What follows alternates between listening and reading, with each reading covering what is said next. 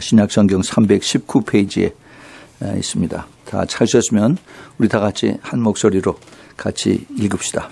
시작. 그러므로 그리스도 안에 무슨 권면이나 사랑의 무슨 위로나 성령의 무슨 교제나 긍휼이나 자비가 있거든 마음을 같이하여 같은 사랑을 가지고 뜻을 합하여 한 마음을 품어 아무 일에든지 다툼이나 허영으로 하지 말고 오직 겸손한 마음으로 각각 자기보다 남을 낮게 여기고 각각 자기 일을 돌아볼 뿐더러 또한 각각 다른 사람의 일을 돌아보아 나의 기쁨을 충만케 하라.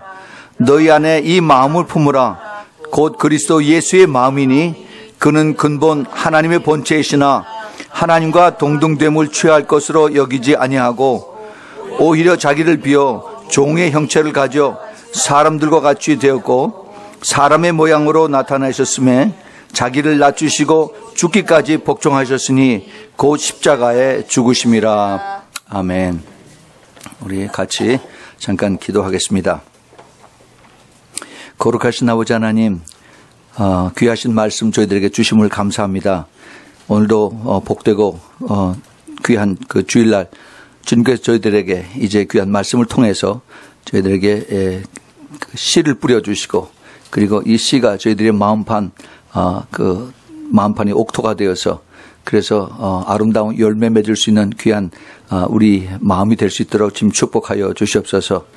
이 하나님 말씀을 빼앗아가는 악한 영들 다 예수 그리스도의 이름으로 다 쫓아주시고 그리고 성령의 충만함으로 채워주시사 정말 주님과 가까이서 주님의 음성을 듣고 깨닫고 순종하고 가는 겸손한 우리 되도록 꼭 축복하여 주시옵소서. 악한 마귀 조금 더 틈타지 않도록 주님께서 이 시간에 성령으로 충만하게 해주시고 그리고 천군 천사로 보호하여 주시고 오직 주님의 기뻐하시는 말씀 속에서 한 영으로 한 마음으로 서로 말씀 전하거나 또 말씀을 받는 자들이 같이 주님을 바라보고 높이는 그러한 귀한 시간 되도록 주님 축복하여 주시옵소서. 예수 그리스도 이름으로 간절히 기도합니다. 아멘. 아멘. 오늘은 누가 그리스도의 참 신부인가 6번째 시간입니다. 그동안 하나님께서 그리스도의 신부가 도대체 어떤 사람들인가, 누가 그리스도의 신부의 모습인가 하는 이런 그 교제에 대해서 그런 내용에 대해서 쭉 말씀을 주셨습니다.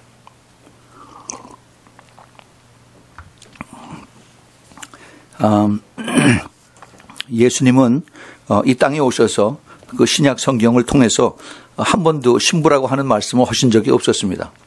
그렇죠? 그런데 사도 바울이 나중에 그 깊은 뜻을 깨닫고 그리스도와 교회의 그 관계를 그 남편과 아내의 그 모습을 통해서 이것을 비밀이라고 말씀하셨습니다. 그리고 그 비밀이 무척 큰데 이 비밀을 통해서 교회의 머리인 그 예수 그리스도를 우리가 잘 섬기고 그리고 끝까지 따라가야 된다라고 여러 군데에서 주님께서 그 사도 바울을 통해서 말씀하셨습니다. 그래서 이 말씀을 우리가 보면서 지난 6주 동안 5주 동안 우리가 누가 과연 그리스도의 신부인가 하는 그러한 제목을 우리가 여기저기 찾아봤습니다. 우리 다시 한번 그 리뷰하는 그런 차원에서 한번 다시 잠깐 살펴보겠습니다. 제일 먼저 우리가 뭐에 대해서 얘기했습니까?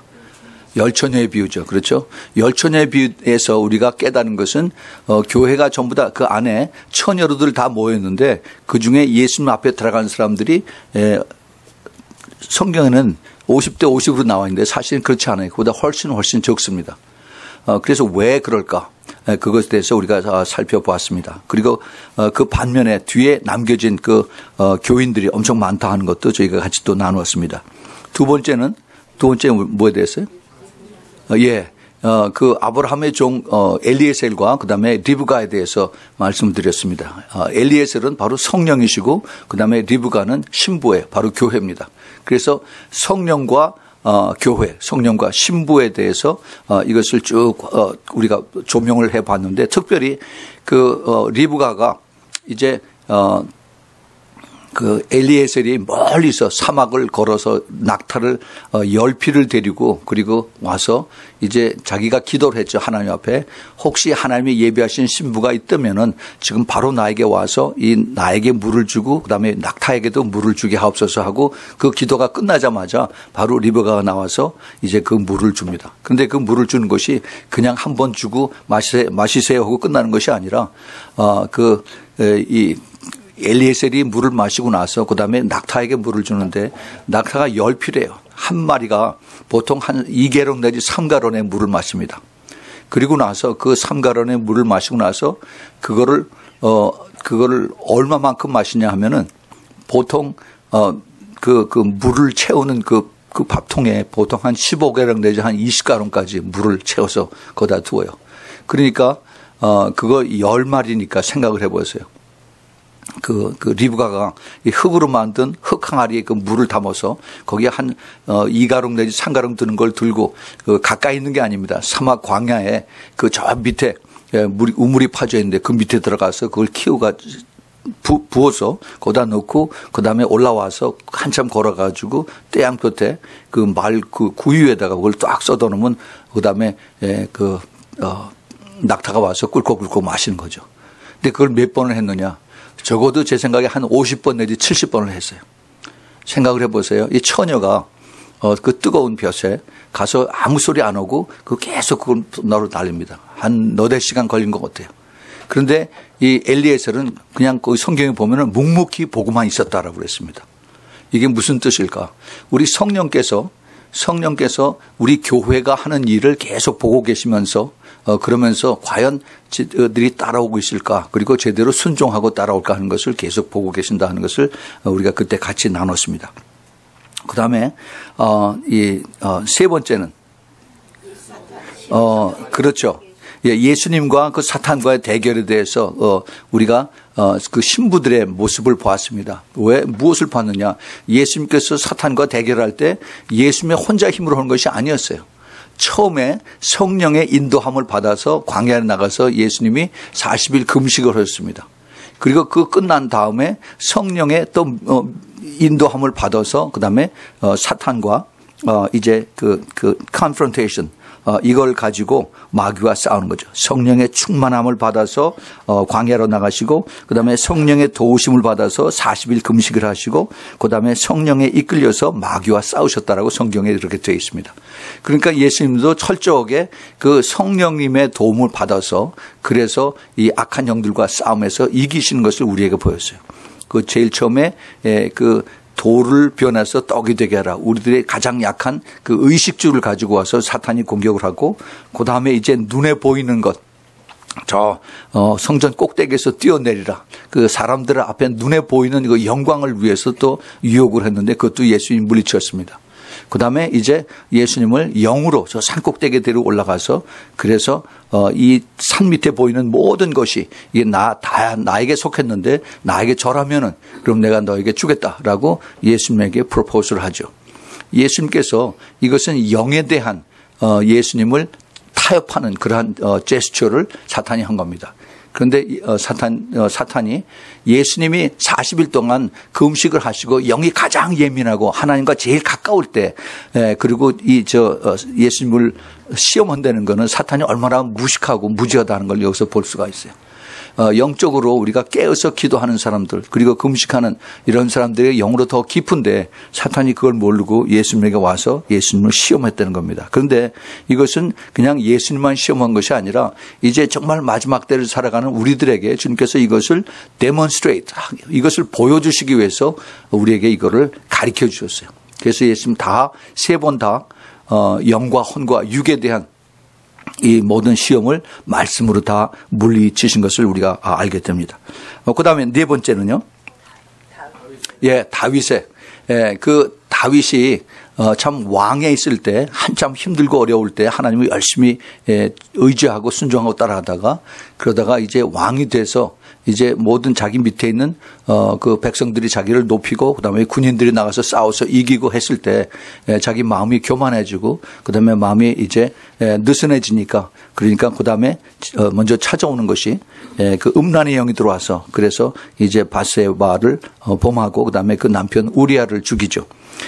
그러고 나서 그 나단 선지자가 와서 이제 네가 하나님 앞에 범죄했다고 그랬더니 이제 그것을 깨달은 다윗이 얼마든지 자기 그 왕의 명령으로 나단 선지자를 죽일 수 있음에도 불구하고 자기가 즉시 내가 하나님 앞에 범죄했다라고 고백을 하고 그리고 회개를 했습니다. 그 회개의 대가로 하나님께서 그 바세바에서 낳은 그 아들을 죽이시고 그다음에 그 죄를 용서해 주시죠. 그러나 그 흔적은 그 죄에 대한 그 대가는 계속해서 다윗이 그 갚아야 되는 그런 것을 우리가 봅니다. 근데 한 가지 성경에서 뭐라고 말씀하셨냐면은 열왕기상 15장에서 다윗이 햇사람 우리아의 일 외에는 평생에 여호와 보시기에 정직히 행하고 자기에게 명하신 모든 일을 어기지 아니었다라고 하는 말씀을 나눴습니다. 이건 굉장히 중요한데 우리가 범죄하고 그리고 우리가 넘어지고 회개하고 다시 회복이 됩니다. 그러고 나서 하나님 다시 안 그럴게요 라고 이렇게 얘기를 하고 난 다음에 그 다음에 또 범죄를 하죠. 근데 다윗은 하나님 여기 뭐라고 했어요? 여호와 보시기에 하나님 보시기에 정직히 행하고 자기에게 명하신 모든 일을 어기지 아니었다. 대단한 겁니다. 하나님 보시기에 다시는 그러한 죄를 하나님 보시기에 합당하게 죄를 지지 않았다라고 성경의 고백을 이렇게 합니다.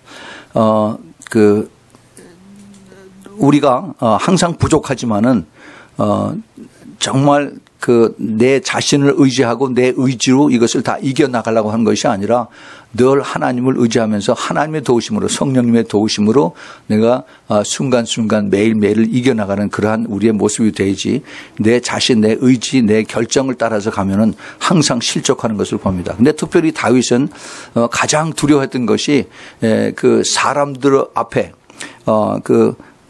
자기 죄악을 얼마든지 감추고 처리할 수 있는 그러한 위치에 있음에도 불구하고 하나님과의 관계를 더 중요하고 더 귀하게 여기서 그래서 적절하게 그 회개한 모습을 시편 51편에서 우리가 볼 수가 있는 것을 우리가 같이 나눴습니다.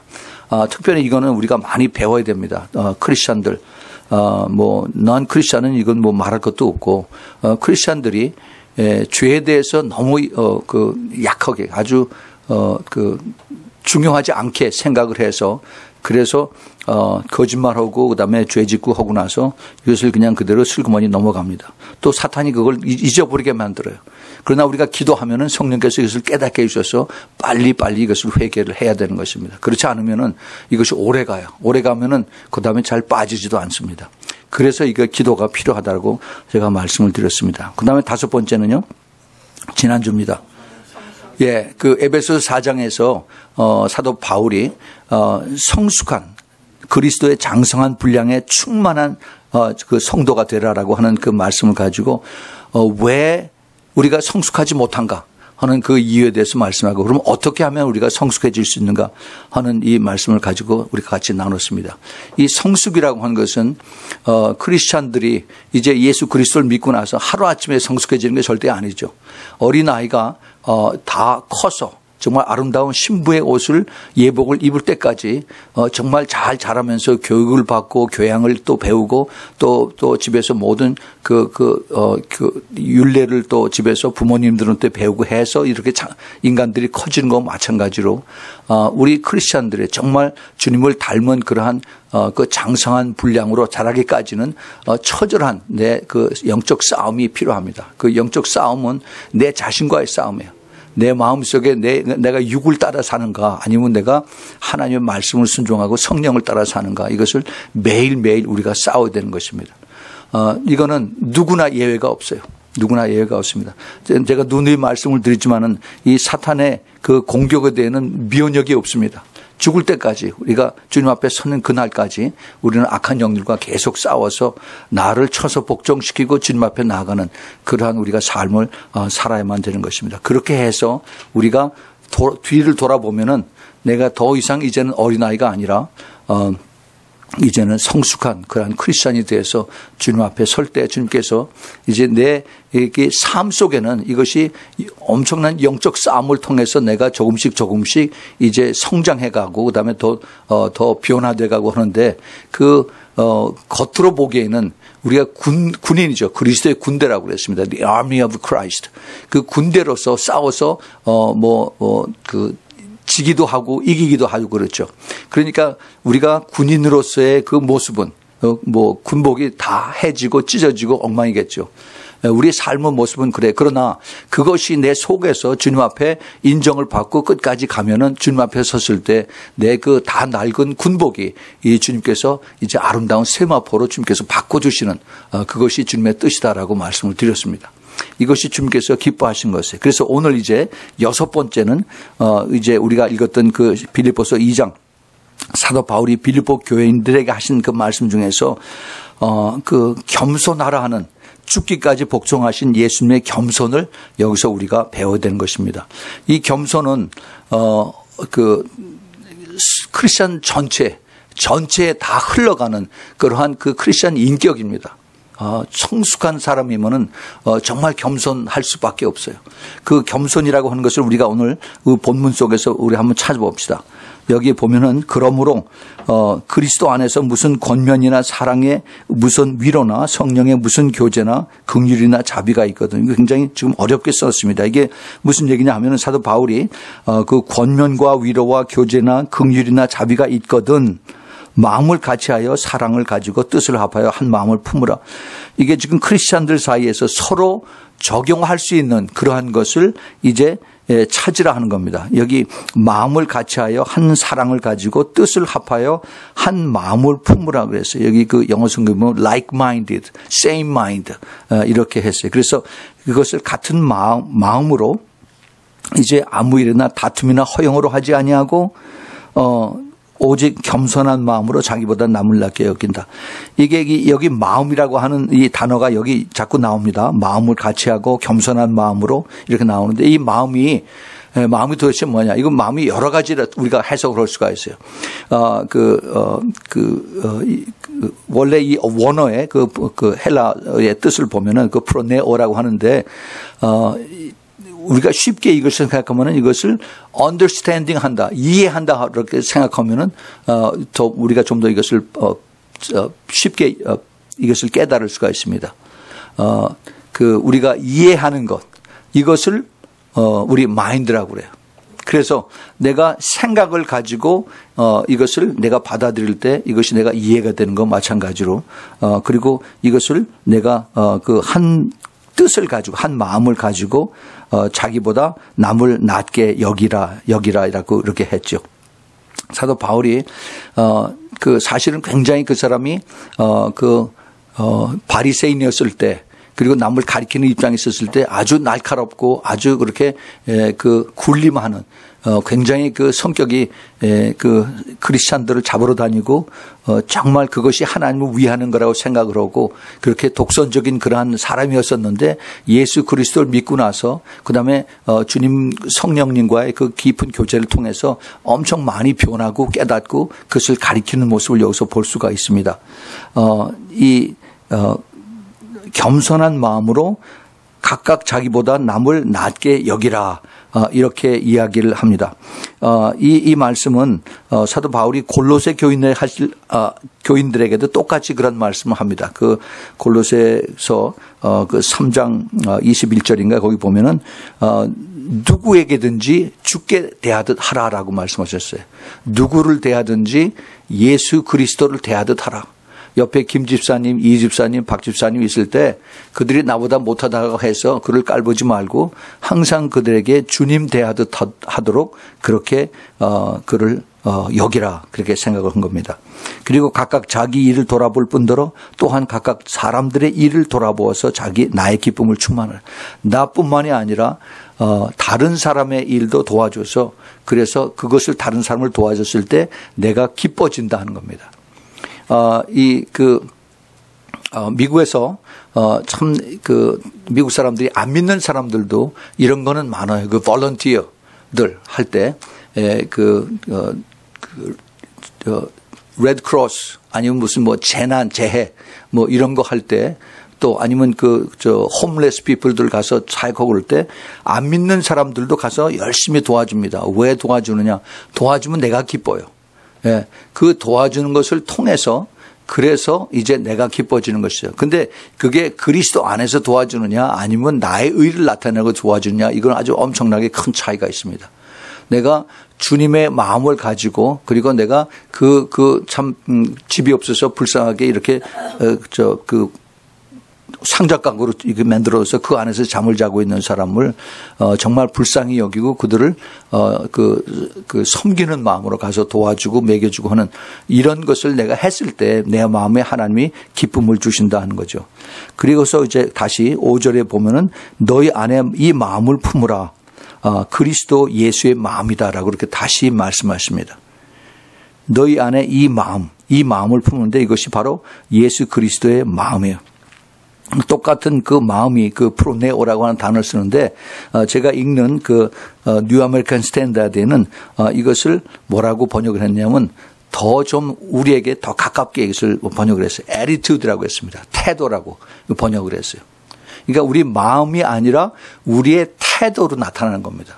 여러분 우리가 어떤 일을 보거나 듣고 내가 반응을 할 때 그것을 슬로우 모션으로 우리가 이것을 분석을 해보면은 내가 제일 처음에 이걸 보거나 듣고 나서 내 귀에 내 영에 이것이 느껴지죠. 그럼 내가 어떻게 해야 되는가 하는 것을 생각을 합니다. 생각을 하고 그다음에 이것이 내가 이제 그 생각을 하고 이것이 말로 나타나고 그다음에 그 행동으로 나타나요. 그런데 이 말로 나타나고 그 다음에 행동으로 나타나는데 그 말과 행동 사이에 이것이 우리의 애티튜드가 있어요. 우리 그 자세, 우리의 태도. 이것이 굉장히 중요합니다. 우리는 말로 한번 하고 나서 내 할 일을 다 끝났다라고 생각하는데 행동으로 해야만 그것이 끝나는 거예요. 그런데 행동으로 가기까지 그 전에 이루어지는 것이 내 마음의 자세예요. 그 태도. 애티튜드가 이것이 있어야만 그 다음에 내가 행동으로 옮기는 겁니다. 이것을 뉴 아메리칸 스탠다드에서 이제 우리 마음의 그 태도를 예수님의 마음의 태도를 가지라고 그랬어요. Having this attitude in yourself, which was also in Christ Jesus. 그러니까 그리스도 예수 안에 있는 그러한 attitude를 바로 너에게 똑같이 그 attitude를 가지라라고 이제 사도 바울이 얘기를 합니다. 그리고 이제 그는 6절에 예수 그리스도는 근본 하나님의 본체이시나 하나님과 동등됨을 취할 것으로 여기지 아니하고 오히려 자기를 비워 종의 형체를 가져 사람과 같이 되었고 그다음에 8절에 사람의 모양으로 나타나셨으며 자기를 낮추시고 죽기까지 복종하였으니 곧 십자가에 죽으심이라. 예수님이 구태여 이 땅에 오실 필요도 없었죠. 또 이 땅에 오셨다고 해도 그냥 그렇게 잡혀서 죽지 않으셔도 됐어야 되는 거죠. 예수님이 그렇게 하나님하고 똑같은 동등한 그런 위치인데 이 땅에 내려오신 그것만 해도 종의 형체를 가져서 낮아졌는데 그뿐만이 아니라 자기를 더 낮춰서 죽기까지 복종하셨으니 그 십자가에 죽으심이라 하라고 했습니다. He humbled himself by becoming obedient to the point of death. Even the death on the cross. 그래서 죽는 그 순간까지 주님 앞에 순종해서 그다음에 험불했다, 겸손했다는 것. 그래서 이거 보면은 이 겸손과 그다음에 순종은 같이 가요. 같이. 우리가 신앙에서 절대 이것을 세퍼레이트 할 수가 없습니다. 내가 겸손하면은 하나님 말씀에 순종해요. 순종하지 않으면 겸손하지 않은 겁니다. 다시 말해서 순종하지 않으면 내가 교만한 거예요. 교만한 거. 우리가 그거를 잘 깨달아야 됩니다. 영적인 그 실체가 우리의 그 생각이나 우리 마음이나 태도나 이런 것들이 내가 겸손하게 받아들이고 그다음에 내가 주님의 뜻을 내가 알겠습니다라고 했으면은 그다음에는 내가 겸손으로 인해서 내가 순종하고 따라가는 겁니다. 그렇지 않으면은 어떤 이유있든 간에 내가 불순종하게 되면은 그럼 내가 겸손하지 않다는 얘기예요. 우리가 그걸 잘 기억을 해야 됩니다. 겸손의 반대는 뭡니까? 겸손의 반대는 교만이죠. 교만. 어떨 때 사람이 교만해지고 어떨 때 사람이 겸손해지는가. 우리가 그걸 쉽게 구별할 수가 있어요. 겸손하고 교만은 내가 섬기는 우상이, 섬기는 object가 물질이나 사람이었을 때 내가 교만해질 수가 있어요. 내가 누구를 잘 알아. 내가 돈을 많아. 내가 땅을 많이 가지고 있어. 하고 내가 가지고 있는 포지션이나 어떤 내가 섬기는 대상이 높은 사람이거나 이런 것을 향할 때 내가 나 자신도 모르게 교만해질 수 있다는 겁니다. 교만해진. 거기에는 시기와 질투가 탐욕이 같이 갑니다. 우리가 이거를 잘 알아야 돼. 그냥 교만으로 끝나는 것이 아니라 거기에는 모든 죄의 근원인 여러 시기, 질투, 탐욕, 그다음에 비방하고 하는 이런 것들 다 같이 따라가요. 그런데 그 겸손은 우리의 그 우상의 상대가 바로 나의 주인이 예수 그리스도다 하는 것입니다. 예수 그리스도가 나의 주인이라고 하는 것을 깨달으면은 그 성경에서 보면은 우리를 뭐라고 했어요? 우리를 클레이라고 했어요. 진흙이라고 그랬습니다. 우리를 지으신 하나님은 토기장이라고 그랬어요. 예수님은 나를 지으신 토기장이에요. 나는 진흙입니다. 진흙. 나의 본체가 내가 죽으면 땅으로 들어가죠. 나를 하나님 만드실 때 흙으로 만드셨어요. 그것이 우리의 오리진입니다. 오리진. 내가 아무리 잘났다고 해도 사실 따지고 보면은 내가 흙에서 나와서 흙으로 다시 돌아가는 것 뿐입니다. 그런데 그러한 존재를 우리 예수님께서 나를 택하셔서 다시 흙으로 돌아가지 않게 하시고 영원한 생명을 주셔서 그래서 하늘나라에서 우리를 아름다운 신부로 만들어 주신다는 것이 엄청난 하나님의 축복이고 이것이 깨달아진 것 자체가 하나님의 놀라운 은혜고 사랑이고 축복인 것입니다. 예. 그런데 우리가 내가 섬기는 그 대상이 누구를 섬기느냐에 따라서 내가 겸손해질 수도 있고 내 본체를 내가 깨달아서 내가 더 낮아질 수가 있고 아니면은 내가 그것을 싹 잊어버려서 더 오히려 남들을 우습게 알고 그다음에 남들을 시기 질투하고 그런 대상으로 되는가 이것을 잘 깨달아야 돼요. 물론 내 겸손의 대상이 하나님 앞에 겸손을 하는 거죠. 하나님 앞에 겸손하는. 근데 인간 관계에서 그렇지 못하면은 그러면은 이것이 자꾸 시험이 들어요. 사람들 앞에 자꾸 사람들이 나를 싫어하고 그다음에 내가 그 사람들 앞에 동등하게 되지 못하니까 열등감도 느끼고 그래서 이제 그것이 점점 쌓이면은 그다음에는 이것이 일을 저지릅니다.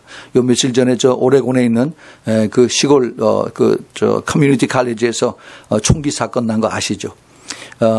아주 젊은 친구인데 26살밖에 안 된 그 친구가 그 젊은 학생이 그 학교 다니는 학생이 총을 가져와서 교수들을 홀고 그다음에 그 학생들을 쏴 죽였습니다. 13명, 14명을 쏴 죽이고 한 20여 명을 이제 또 부상을 입혔어요.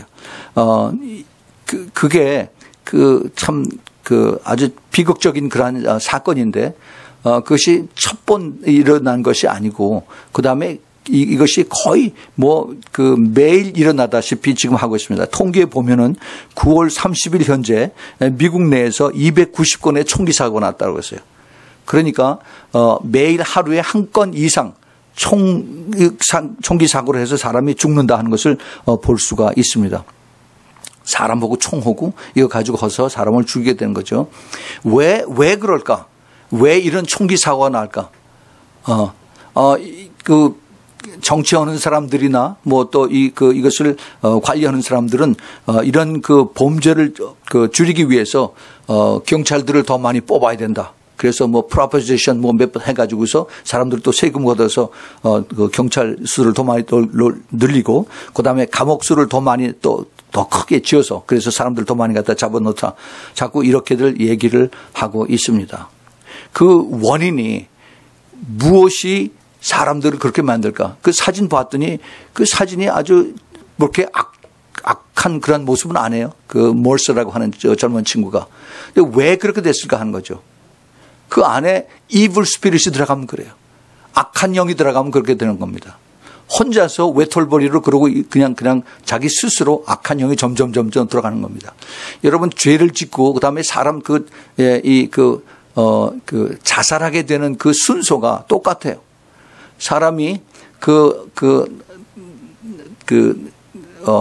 처음에 내가 인간 관계에서, 사람들 관계에서 서로 잘 이렇게 연결이 안 되고, 그 다음에 서로 친하지 못하고 친구가 없어지고, 그러면 스스로 자기를 이렇게 고독하게 만들어요. 아이솔레이트해서 세퍼레이트 하고, 그 다음에 계속 혼자만 있습니다. 전화하는 것도 다 끊어버리고, 사람 안 만나고, 자꾸 그렇게 되면은 내 속으로 계속 공상이 지나가죠. 공상.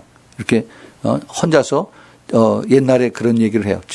들어놓아서 하루 저녁에 기와집을 10개나 집었다 풀었다 그런다고요. 근데 그게 아니라 정말 그 하나님의 그 영광의 모습을 보지 않고 그 다음에 악한 영이 계속 들어오게 내버려 두는 겁니다. 그러면은 이 악한 영이 들어와서 내 안에 성령이 있지 아니하고 악한 영이 들어와서 점점 이게 더 커져요. 그것이 누구에게 있었느냐? 가룟 유다에게 있었죠. 그렇죠. 그래서 가룟 유다에게 요한복음 13장에 예수님을 팔려는 생각을 마음속에 집어넣었다고 그랬어요. 그랬더니 이것이 빨리 거기서 잘라버리고 회개를 해야 되는데 가지고서 어떻게 할까? 이 은 30냥을 가지고 내가 땅을 살까? 집을 살까? 뭘 하고 계속 하니까 점점 이 악한 생각이 더 커지는 거예요. 이게 스노볼이 되는 겁니다. 그래서 예수님께서 그걸 보시고 더 커지니까 이제 나가서 행하라라고 그 다음에 말씀하세요.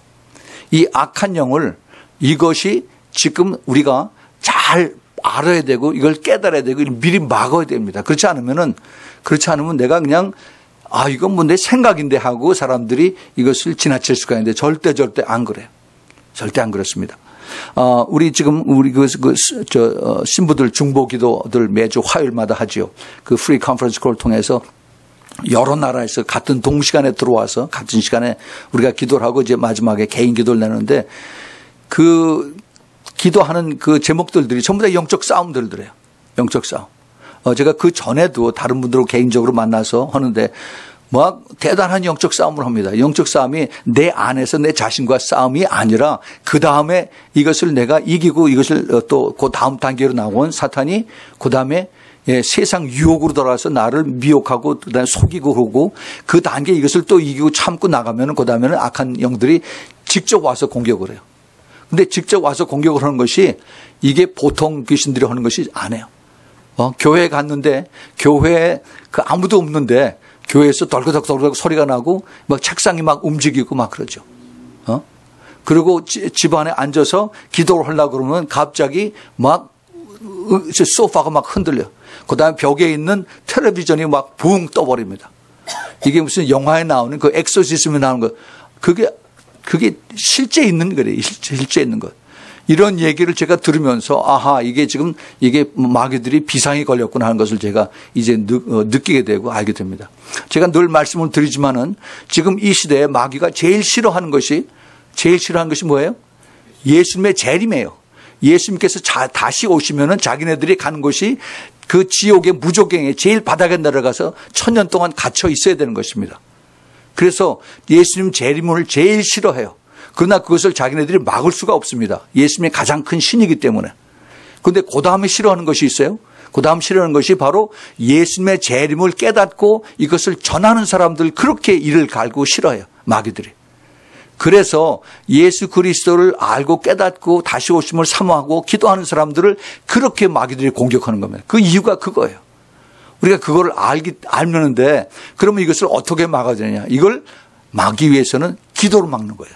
내 힘으로 하는 것이 아니라 기도함으로 성령님의 도움을 받아서 이것을 싸워서 물리치고 그리고 이것을 예수님의 이름과 예수님의 피로써 싸워서 이기는 겁니다.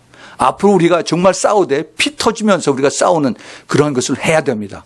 그래야만 우리가 이겨서 이제 많은 사람들이 여기서 자유함을 받고 예수님께서 오신 그 목적이 바로 그거예요. 이사야서 61장에서 하신 말씀, 누가복음 4장에서 예수님께서 그 회당에 들어가서 말씀하셨죠. 그 다음에 이 말씀이 오늘날 너희 귀에 응했다라고 했어요. 이제 어두운 데서 빛이 나오고 갇힌 자가 이제 노임을 받고 그리고 묶인 자가 다시 풀림을 받고 이러한 역사들이 지난 2000년 동안 있었는데 지금 악한 마귀들이 더 많이 나와서 우리를 공격하는 겁니다. 왜 그러냐? 성경에 그게 섞여 있어요. 성경에.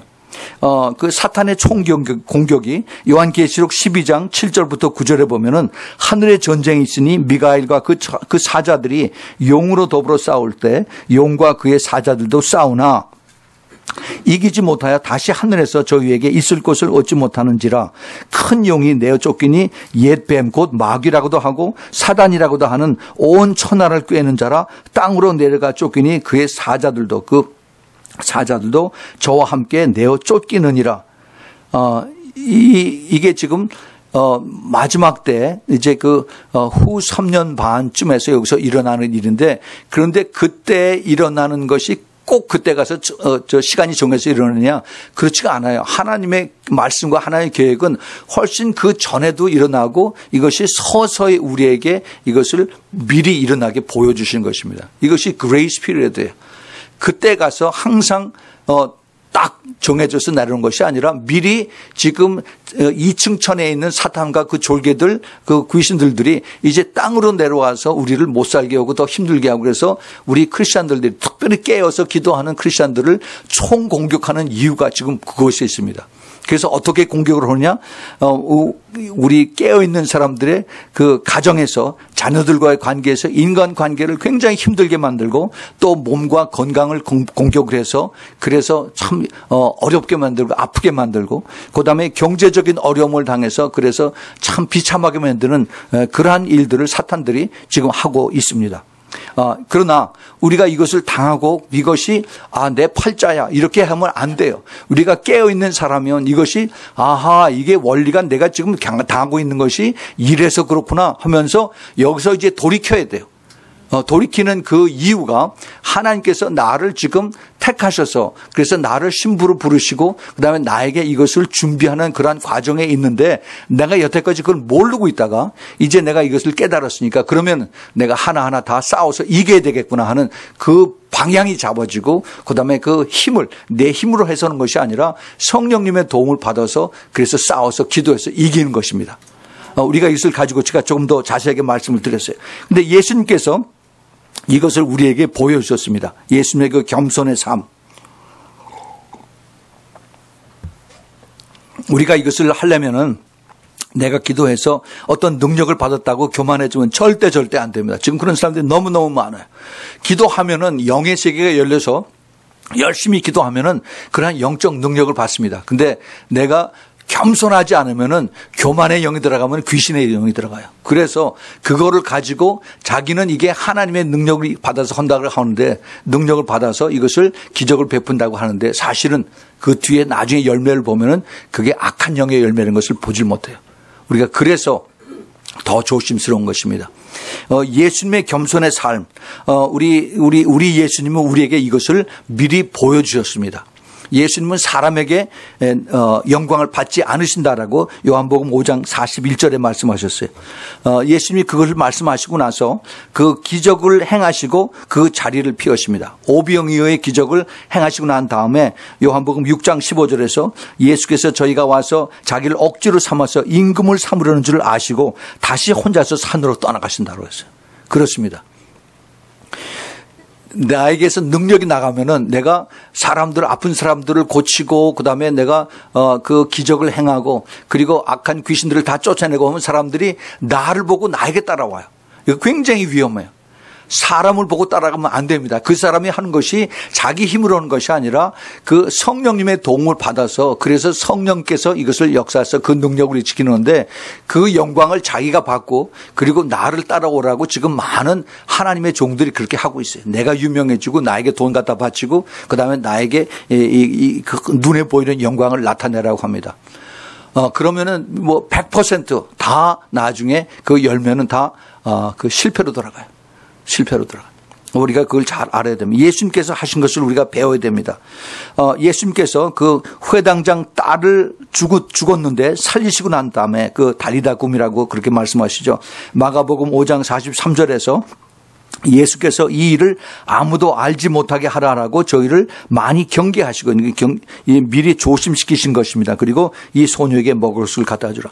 죽은 사람을 살린 예수님을 사람들이 가서 떠들고 사람들을 불러오고 이걸 원치 않으시고 여기 그 부모하고 그다음에 요한과 그다음에 야고보와 베드로 요 세 사람 모두 5사람만 보고 절대로 너희들 shut up 조심해라 입 다물고 그리고 아무 얘기도 하지 말라라고 당부와 부탁을 합니다. 왜냐하면은 그렇지 않으면 예수님도 인간의 몸을 타고 나오셨어요. 그리고 사람들이 죽은 사람을 살립시오 하고서 예수님을 계속 따라다니면 예수님께서 이 사람들의 힘에 의해서 그 참 힘든 그러한 일들을 할 수가 있습니다. 십자가에 가야 되는 것이 예수님의 그 미션인데 그렇게 하지 못하도록 자꾸 사탄이 인간의 힘을 통해서 그를 막는 그러한 일을 한다는 겁니다. 우리 주님은 그 겸손의 가장 큰 모습을 예수님께서 십자가에 가시는 모습에서 우리에게 가르쳐 주셨습니다. 그 겟세마네 언덕에서 사단과의 마지막 싸움이죠. 거기서 땀이 피가 되도록 흘리시면서 기도를 하시면서 나는 정말 이것을 원치 않지만 그러나 내 원대로 하지 마시고 아버지의 원대로 하옵소서 하고 이렇게 기도를 합니다. 그때 사탄이 옆에 와서 아마 여러분들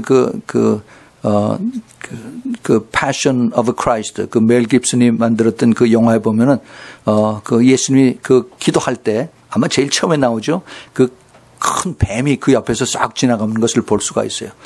사탄이 예수님 앞에 와서 계속 네가 왜 꼭 그 십자가를 가야 되느냐, 가지 않아도 된다 하는 얘기를 아마 했을 거로 생각을 해요. 그것이 바로 사탄이 제일 처음에 예수님 시작할 때 그 누가복음 4장에서 마태복음 4장에서 내가 나에게 경배하면은 내가 세상 권세를 다 가졌으니까 너에게 주겠다라고 한 그 사탄이 바로 그 뱀이에요. 지금도 늦지 않았으니까 십자가에서 죽을 필요 없다라고 얘기하는 겁니다. 그런데 예수님께서 그것을 물리치죠. 그것을 이기게 하십니다. 그 사탄이 이 세상의 권세, 돈과 그다음에 명예, 그다음에 모든 눈에 보이는 이 영광, 이것을 내가 가졌으니까 나에게 잘 보이면 내가 너에게 주겠다. 지금 정치하는 사람들 지금 똑같이 따라가, 경제하는 사람들 똑같이 따라가죠. 지금 교회에서도 그런 모습을 그대로 따라가는 모습들이 수도 없이 많이 볼 수가 있습니다. 그런데 예수님은 이것을 다 물리치고 내 뜻이 아니라 아버지의 뜻대로 하옵소서라고 그렇게 기도를 하시고 그다음에 스스로의 그 의사로 결정을 해서 그래서 예수님 십자가에 가셨습니다. 이 예수님께서 그 겸손과 순종의 열매를 미리 실제로 데몬스트레이트 하시고 우리에게 이것을 보이셨습니다. 그러고 나서 이제 주님께서 십자가를 가셨어요. 예수님은 항상 자기 제자들을 부르실 때 와서 보라라고 얘기하시고 나서 그다음에 나를 따르라라고 했습니다. 나를 따르는 게 예수님의 그 기적을 베풀고 그다음에 많은 사람들을 치유하고 귀신 쫓아내는 거기까지만 따르는 것이 아니라 끝까지 주님 가신 십자가까지 따르라고 그랬어요. 그래서 내가 누구든지 나의 제자가 되려면은 나를 부인하고 내 자신을 부인하고 너의 십자가를 매일매일 지고 나를 따르라라고 주님께서 그렇게 말씀을 하셨습니다. 우리가 이 예수님의 겸손, 죽기까지 나를 쳐서 복종시키는 그 겸손을 우리는 매일매일 우리가 기억하면서 내 힘으로 내가 겸손해지는 것이 아니라 성령님의 도움으로 나를 겸손하게 해주세요 라고 우리가 기도해야만 내가 겨우겨우 그렇게 따라갈 수가 있어요. 기도하지 않으면은 절대 못합니다.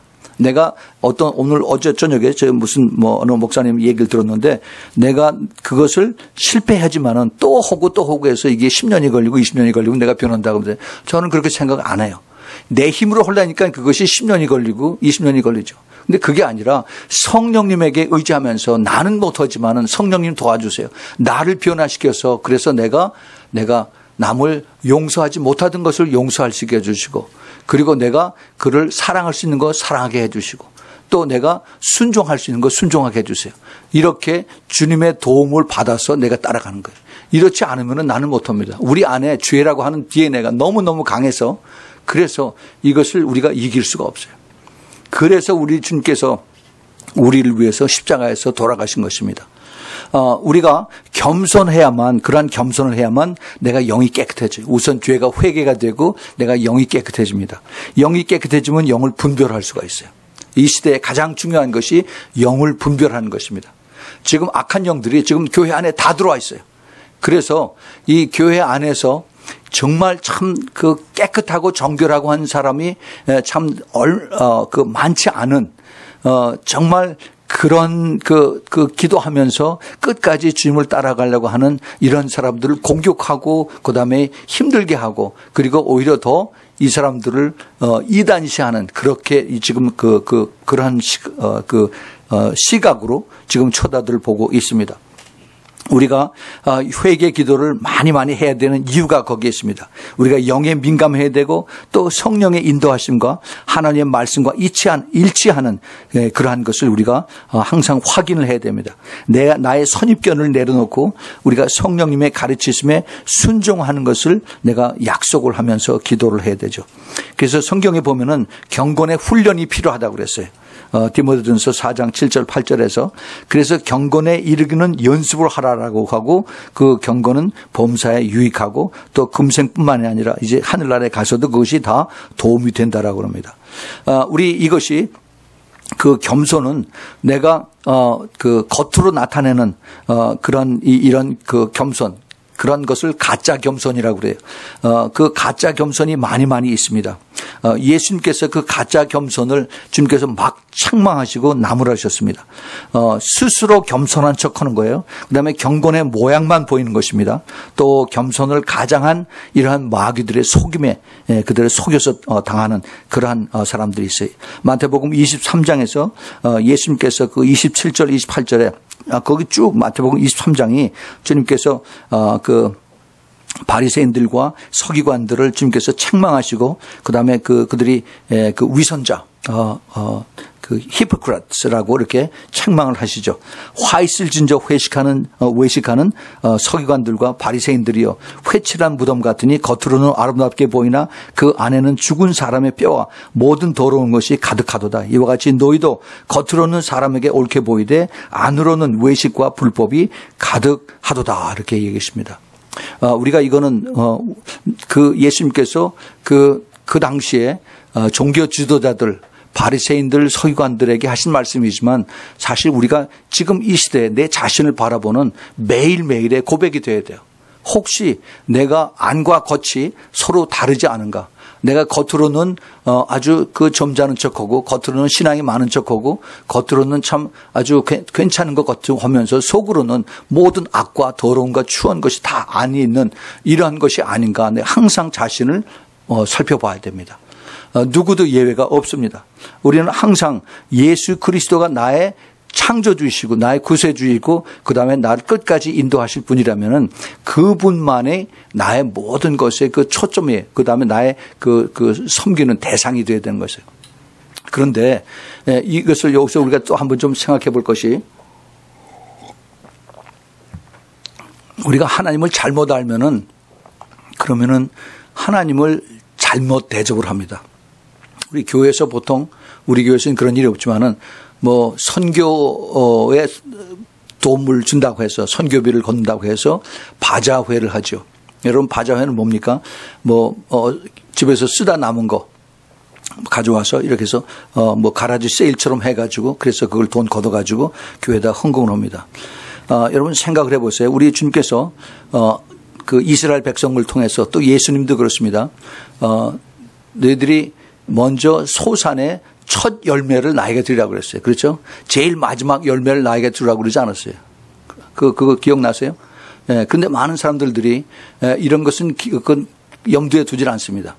차라리 옛날에 우리 그 믿음의 그 할머니 할아버지들은 이것을 알고 내가 최대한대로 하려고 해서 일부러 그 옛날 그 장에서 쓰던 꾸깃꾸깃한 돈을 은행에 가서 새 돈으로 싹 바꿔가지고 교회에다가 헌금을 했어요. 그 마음이 참 중요합니다. 주님께서 원하시는 것은 내 가장 소중하게 여기는 제일 첫 번 열매. 이거를 나에게 드리는 겁니다. 그런데 사람들은 쓰다 남은 거 내가 필요 없으니까 이거 가져와서 교회에서 써서 그다음에 이거 성경을 보든지 마음대로 하시오 라고 하는 그러한 마음을 가지고 오는 거예요. 절대 하나님이 안 받으세요.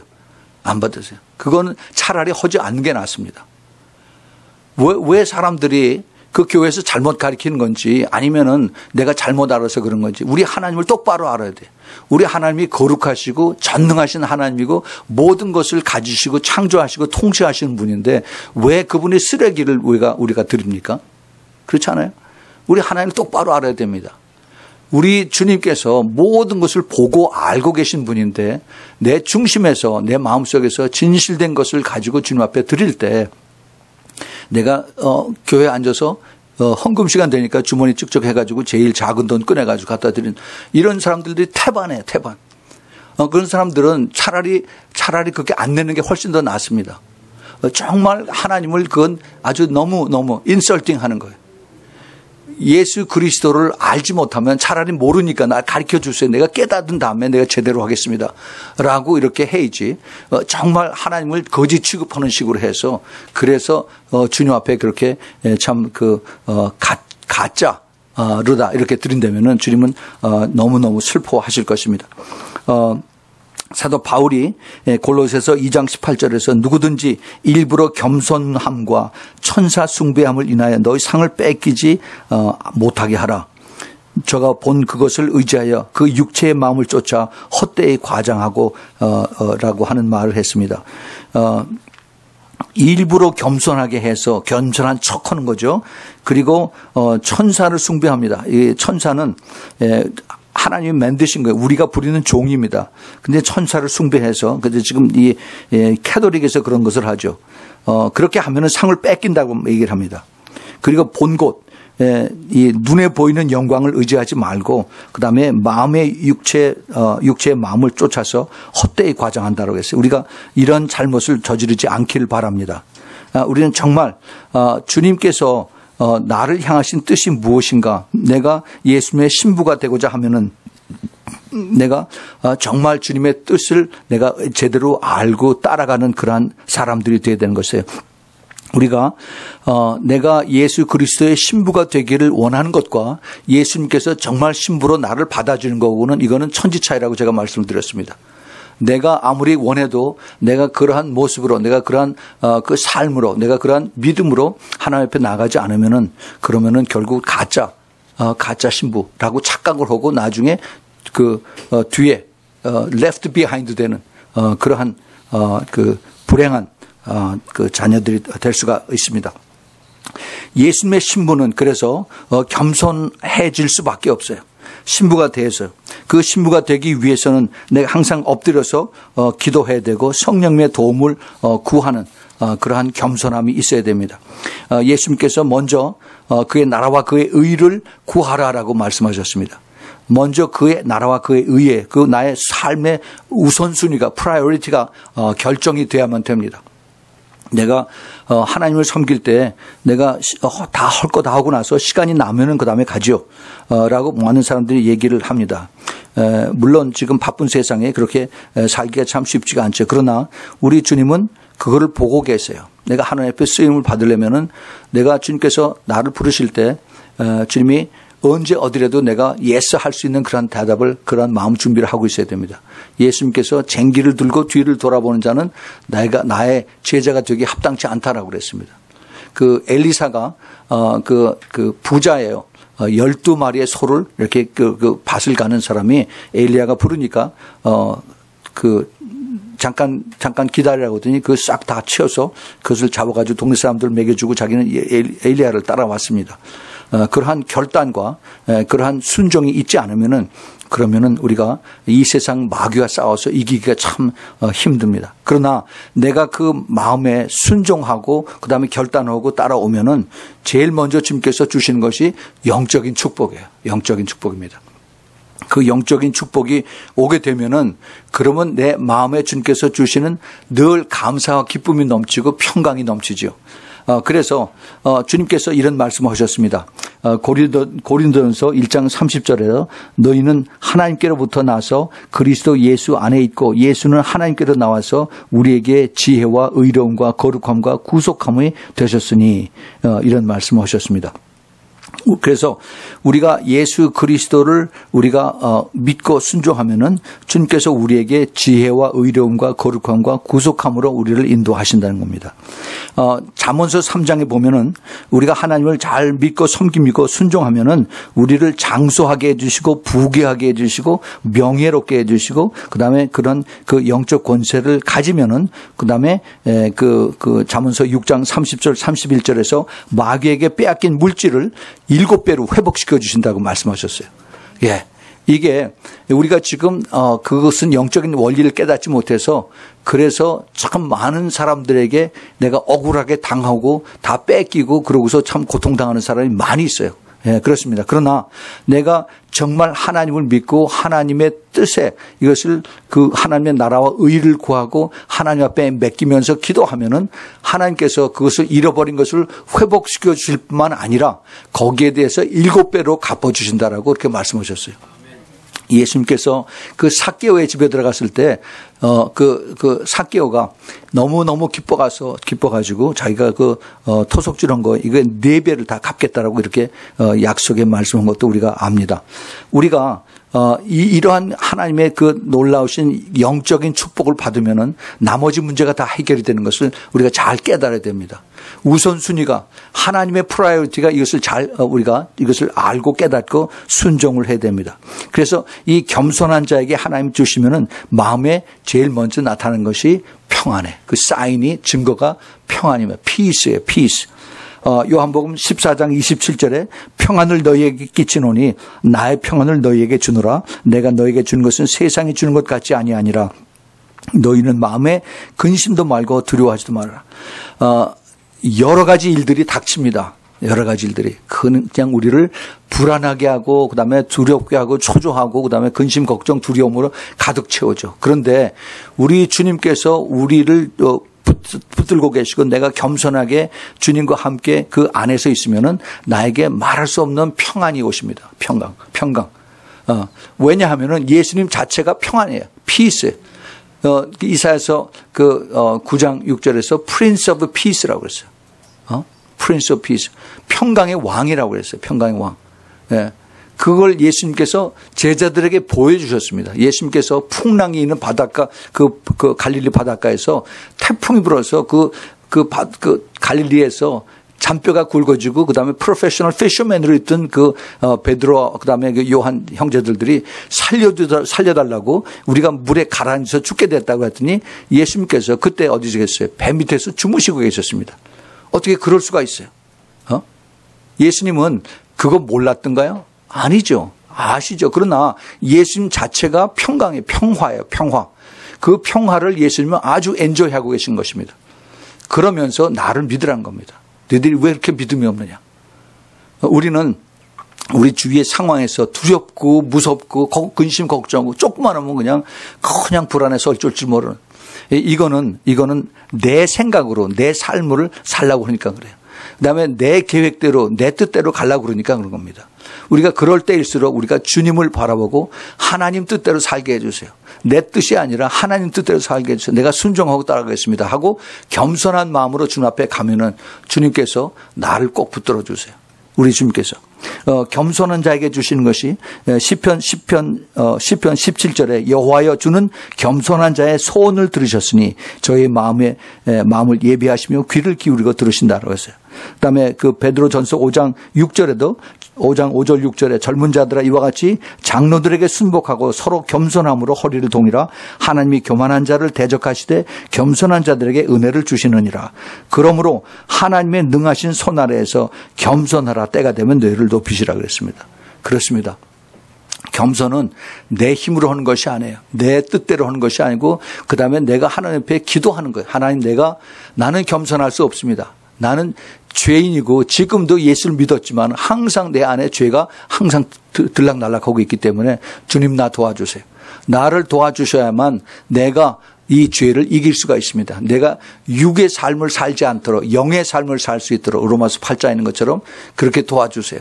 그래야만 내가 주님을 끝까지 좁은 길 따라갈 수가 있습니다. 주님 도와주세요. 라고 하면은 우리가 그렇게 매일 기도를 하면은 그러면 주님께서 우리를 붙들어 주시고 그리고 위급할 때 하나님의 말씀이 생각나게 해 주십니다. 그 말씀을 생각나는 걸 그걸 붙들고 그걸 이기고 붙들고서 그러고 싸우면서 나가는 거예요. 그러면 주님께서 우리를 안아서 그래서 그 힘들고 어려운 데를 이렇게 넘겨주십니다. 이것이 우리 하나님의 계획이고 뜻이에요. 그래서 나중에 시간이 지난 다음에 뒤를 돌아보면 아, 이게 내가 한 게 아니구나. 주님께서 하셨구나 하고 주님 앞에 우리가 영광을 드리는 것입니다. 우리는 정말 내가 자랑할 것이 아무것도 없어요. 사도 바울 얘기처럼 내가 자랑할 것은 십자가밖에 없고 예수님밖에 없다는 그러한 고백이 여러분들에게 모두에게 나오기 바랍니다. 아멘. 정말 이 세상은 악하고 점점 앞으로 점점 더 악해요. 아까도 말씀을 드렸죠. 마귀들의 총 공격이 깨어서 주님 오시는 것을 기다리는 이런 사람들 향해서 총 공격이 지금 벌써 시작이 됐습니다. 그런데 우리가 이것을 두려워할 것이 아니라 내 힘으로 싸우는 것이 아니라 이제 하나님의 도움을 받아서 매일매일 우리가 기도함으로 인해서 그래서 우리가 이것을 주님의 도움으로 주님께서 나를 싸워서 역사하시는 것입니다. 나를 대신해서. 그래서 그 출애굽기 14장 14절에 영적 싸움은 이것은 너희들이 싸우는 것이 아니라 내가 너희를 대신해서 싸운다라고 해서. 내가 너를 대신해서. 우리는 주님 앞에 맡기는 것이에요. 우리가 할 수 있는 것은 기도하고 주님을 믿는 것입니다. 그리고 더 겸손해지고 내가 순종하는 것이에요. 여러분들이 그래서 그 모든 겸손과 순종과 그다음에 주님을 따라가는 이 열정을 가지고 할 때 모든 영적 싸움에서 아무리 사탄 마귀가 우는 사자처럼 다뤄와도 우리가 능력 있게 넉넉히 이기는 그러한 우리 모두가 되기를 예수 그리스도의 이름으로 축원을 드립니다. 같이 기도합시다. 하나님, 주님 정말 감사합니다. 우리 이 세상이 점점 더 악해지고 그리고 더 살기가 힘들어지는 우리가 이 때에 살고 있습니다. 주님, 미국이 참 살기가 좋다고 해서 많은 사람들이 오는데 이제는 옛날 같지가 않습니다. 이것이 점점 더 사탄이 더 악해지고 더 많은 사람들을 힘들게 하는 그 증거로 저희들이 보고 있습니다.